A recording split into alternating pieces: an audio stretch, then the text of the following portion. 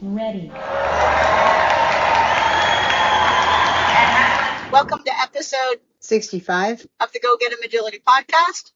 My name is Margaret Hughes, and I'm your host. I'm going to talk about what's the difference? What's the difference? So I'm often asked when I talk about different things, what's the difference between this and that? Today we are talking about what's the difference between organizations. What's the difference between agility organizations? And sometimes there's a lot. So it's a little bit difficult to explain because there is quite a variety.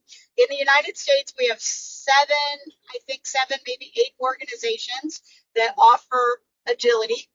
There's also now some hybrid agility organizations out there that do a little bit of rally with agility or disc dog with agility. So there's getting to be quite an assortment, and learning to figure it all out can be a little daunting. But I'm just talking about the core organizations that just do dog agility. All right, so what's the main differences between the organizations? One, just realize that you can join all of them. You can join all of them, whether mixed breed or purebred. All the organizations allow every single dog into dog agility.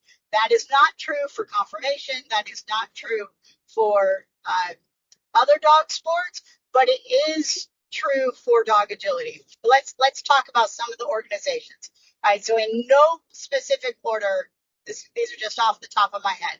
You have AKC, the American Kennel Club, NADAC, the North American Dog Agility Council, CPE, Canine Performance Events, UKI, United Kennel International, USDAA, United States Dog Agility Association, UKC, United Kennel Club, and I think there's DOCNA. I can't remember what DOCNA stands for. So what's the difference between them? Why would one person pick one organization over another? There are lots of reasons. The main one is, where does your instructor go?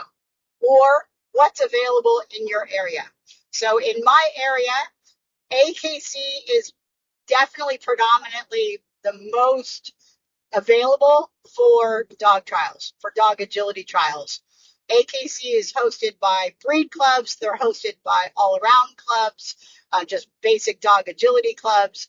And so they are, and they're very well supported with the trial secretary system that I have in my area and the clubs that are hosting them. So AKC is very predominant in my area.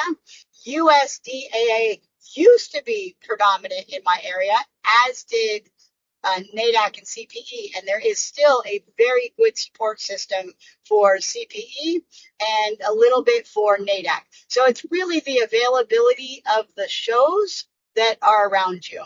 And up and coming in my area in the last 5-6 years is UKI. So UKI has become a more important, more accessible agility venue in my area.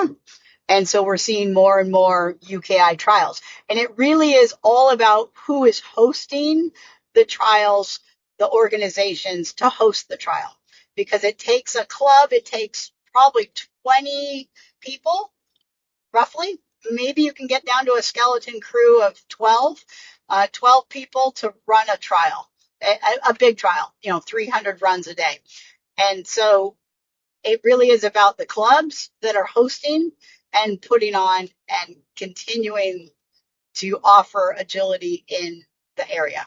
The other difference between what makes the difference between a UKI trial and an AKC trial is course design. So each organization has their own rules that their judges must abide by for course design, and that includes course spacing, that includes course equipment.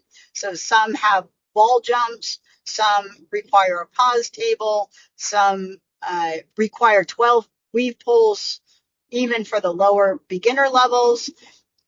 Some have no weave pulls at the beginner levels. So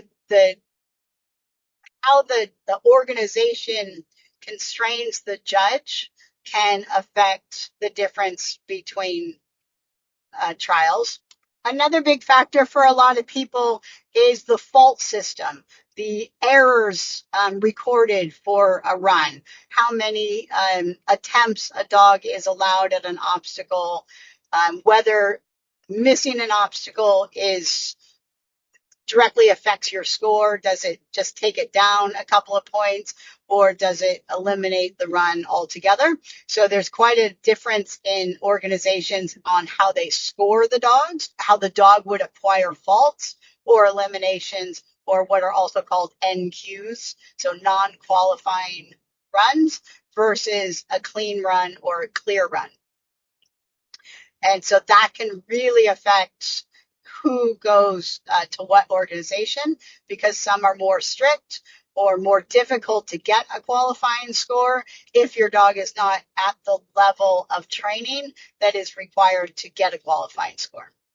So in some organizations, there are no refusals on any obstacles. And so the dog can run around the obstacle 3 times without incurring a fault. They're just wasting time. And so time will eventually constrain them, but the fault itself does not count towards a non-qualifying score.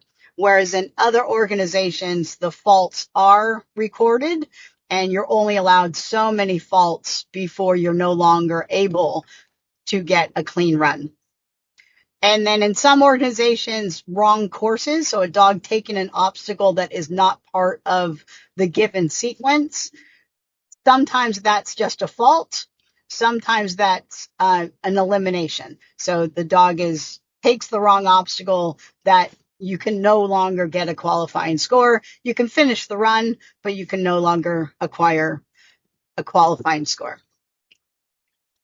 So those are some of the differences between organizations. And what I recommend to my students is to go where you have camaraderie, where you find friends, where your classmates may be going, or I as an instructor may be going.